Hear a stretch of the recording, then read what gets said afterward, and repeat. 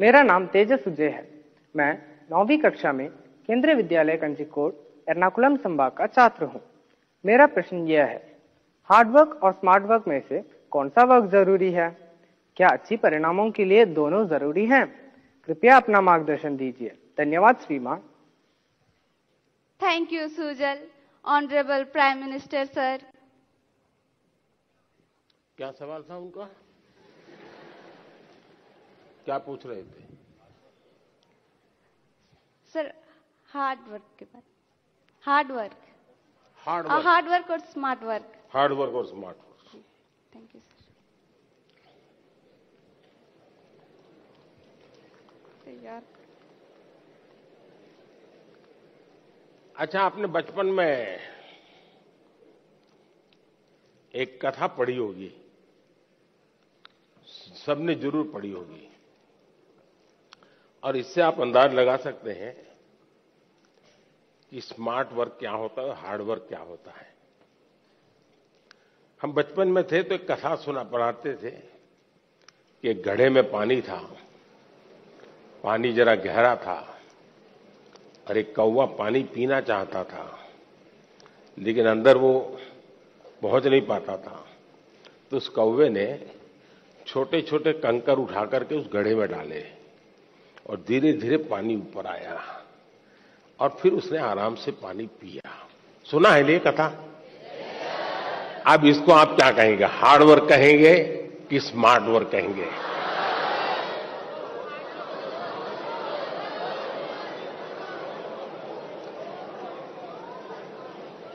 और देखिए, ये जब कथा लिखी गई ना, तब स्ट्रॉ नहीं था, वरना एक कौवा बाजार में जाके स्ट्रॉ लेके आता। देखिए, कुछ लोग होते हैं जो हार्ड वर्क ही करते रहते हैं, कुछ लोग होते हैं जिनके जीवन में हार्ड वर्क का नामो निशान नहीं होता है, कुछ लोग होते हैं जो हार्डली स्मार्ट वर्क करते हैं, और कुछ लोग होते हैं जो स्मार्टली हार्ड वर्क करते हैं।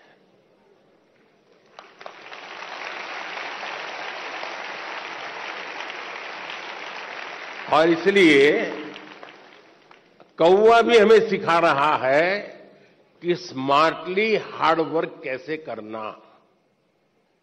और इसलिए हमें हर काम को, पहले काम को बारीकी से समझिए। कुछ लोग हो गए, आपने देखा होगा कि चीजों को समझने के बजाय सीधा ही अपनी बुद्धि अपनाना शुरू कर देते हैं, फिर ढेर सारी मेहनत करे, परिणाम मिलता ही नहीं है। मुझे याद है, मैं बहुत पहले ट्राइबल बेल्ट में काम करता था, तो मुझे काफी इंटीरियर में जाना था। तो किसी ने हमें उस जमाने की जो पुरानी जीप होती थी, उसने व्यवस्था की कि आप उसको लेके जाइए। अब सुबह हम कोई 5:30 बजे निकलने वाले थे, लेकिन हमारी जीप चली नहीं रही थी। हम अब ढेर सारी कोशिशें की, धक्के मारे, ये किया, दुनिया भर का हार्ड वर्क किया, लेकिन हमारी जीप नहीं चली। 7, 7:30 बज गए तो एक मैकेनिक को बुलाया। अब मैकेनिक ने मुश्किल से 2 मिनट लगाया होगा और 2 मिनट में उसने ठीक कर दिया।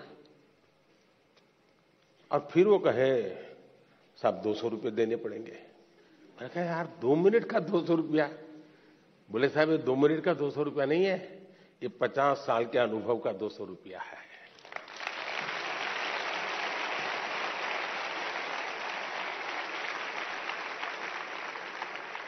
अब हम हार्ड वर्क कर रहे थे, जीप नहीं चल रही थी, उसने स्मार्टली थोड़े से बोल्ट टाइट करने थे, हार्डली उसको 2 मिनट लगा होगा जी, गाड़ी चल गई।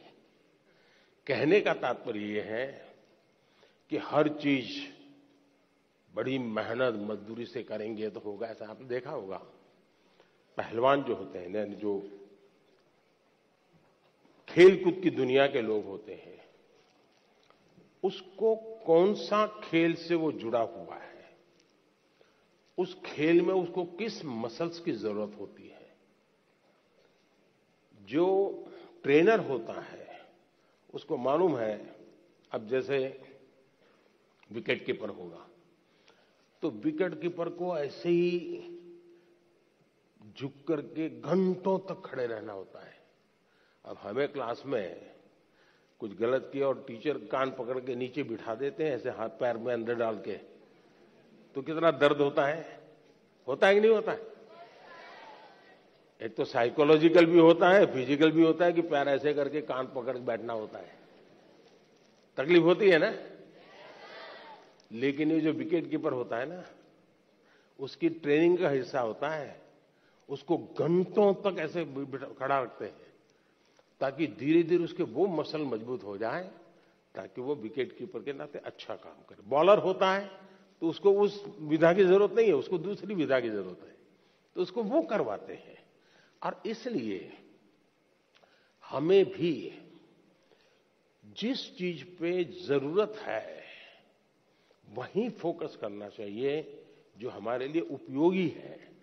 हर चीज प्राप्त करने की कोशिश से मेहनत बहुत लगेगी, हाथ पैर ऊंचे करते रहो, दौड़ते रहो, टिकना करो, फलाना करो, जनरल हेल्थ के लिए, फिटनेस के लिए ठीक है।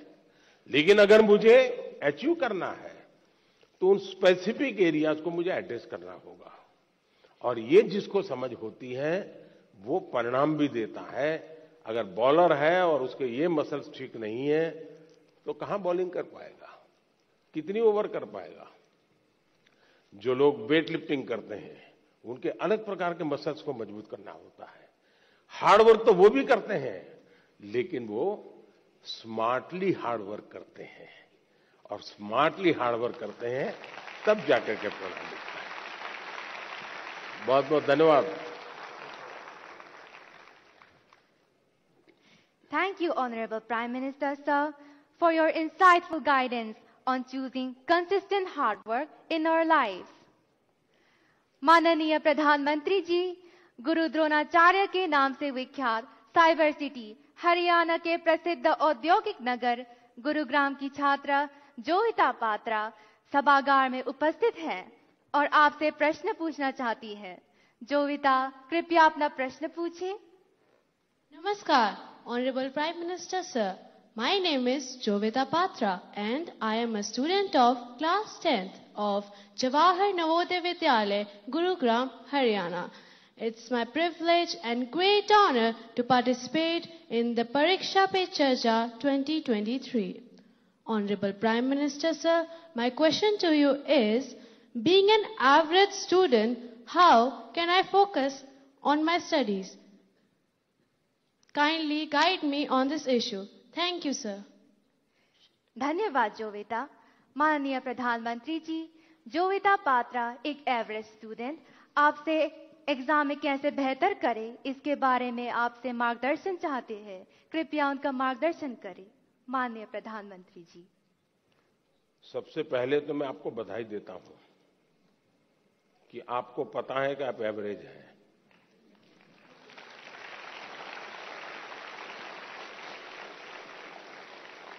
वरना ज्यादातर लोग ऐसे होते हैं जो बिलो एवरेज होते हैं और अपने आप को बड़ा तीसमार का मानते हैं, सब बंदर के व्यापारी मानते हैं। तो मैं सबसे पहले आपको और आपके माता पिताजी को भी बधाई देता हूं। एक बार आपने इस सत्य को स्वीकार कर लिया कि हां भाई मेरी एक क्षमता है, मेरी स्थिति है, मुझे अब इसके अनुकूल चीजों को ढूंढना होगा। मुझे बहुत बड़े तीसमारखा बनने की जरूरत नहीं है। हम अपने सामर्थ्य को जिस दिन जानते हैं ना, तो हम सबसे बड़े सामर्थ्यवान बन जाते हैं। जो लोग खुद के सामर्थ्य को नहीं जानते, उनको सामर्थ्यवान बनने में बहुत सारी रुकावटें आती है। इसलिए इस स्थिति को जानना, ये अपने आप में ईश्वर ने आपको शक्ति दी है, आपके टीचर्स ने शक्ति दी है, आपके परिवार ने शक्ति दी है। और मैं तो चाहूंगा हर मां बाप से, आप बच्चों का सही मूल्यांकन कीजिए, उनको उनके अंदर हीन भावना पैदा होने मत दीजिए, लेकिन सही मूल्यांकन कीजिए। कभी कभी आप लोग उसको कोई बहुत बड़ी महंगी चीज लानी है तो आप आराम से उसको कहें, नहीं भैया अपने घर की इतनी ताकत नहीं है, ये चीज हम नहीं ला पाएंगे, ऐसा करो 2 साल इंतजार करो, उसमें कुछ बुरा नहीं है। अगर आप घर की स्थिति के संबंध में बच्चे से एनालिसिस करते हैं तो उसमें कुछ बुरा नहीं है। और इसलिए हम एक सामान्य स्तर के व्यक्ति हैं और ज्यादातर लोग सामान्य स्तर के ही होते हैं जी, एक्स्ट्रा ऑर्डिनरी बहुत कम लोग होते हैं जी। लेकिन सामान्य लोग असामान्य काम करते हैं, और जब सामान्य व्यक्ति असामान्य काम करते हैं तब वो कहीं ऊंचाई पर चले जाते हैं, एवरेज के मानदंड को तोड़ करके निकल जाते हैं।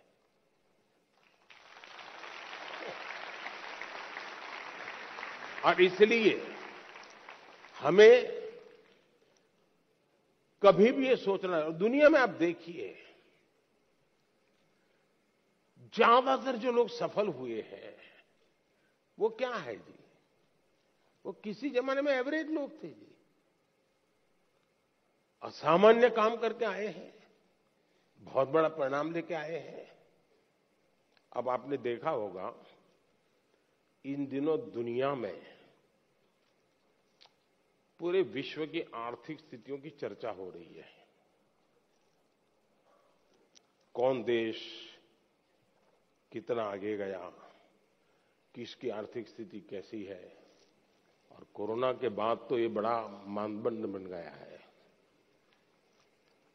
और ऐसा तो नहीं है कि दुनिया के पास अर्थवेत्ताओं की कमी है, बड़े बड़े नोबेल प्राइज विनर हैं जो गाइड कर सकते हैं कि ऐसा करने से आर्थिक स्थिति ऐसी बनेगी, ऐसा करने से ऐसी आर्थिक स्थिति, कोई कमी नहीं है। ज्ञान का प्रवाह बांटने वाले तो हर गली मोहल्ले में आजकल अवेलेबल है,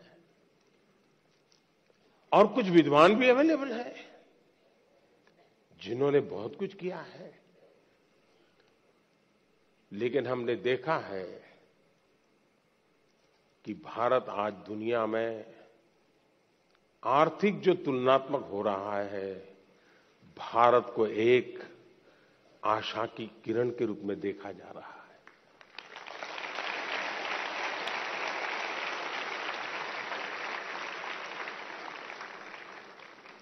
आपने 2-3 साल पहले देखा होगा, हमारी सरकार के विषय में यही लिखा जाता था कि इनके पास कोई इकोनॉमिस्ट नहीं है, सब एवरेज लोग हैं, प्राइम मिनिस्टर को भी इकोनॉमिक्स का कोई ज्ञान नहीं, ऐसा ही लिखा जाता था। आप पढ़ते हैं कि नहीं पढ़ते ऐसा? लेकिन आज दुनिया में वही देश जिसको एवरेज कहा जाता था, वो देश आज दुनिया में चमक रहा है दोस्तों।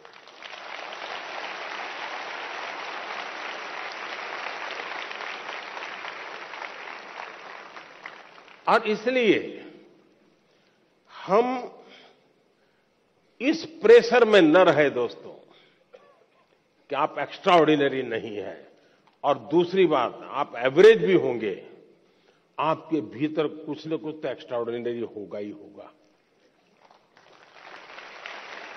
और जो एक्स्ट्रा ऑर्डिनरी है उनके भीतर भी कुछ न कुछ एवरेज होगा। हर एक के पास ईश्वर ने एक अभूतपूर्व क्षमता दी होती है, बस आपको उसको पहचानना है, उसको खाद पानी डालना है, आप बहुत तेजी से आके निकल जाएंगे, ये मेरा विश्वास है।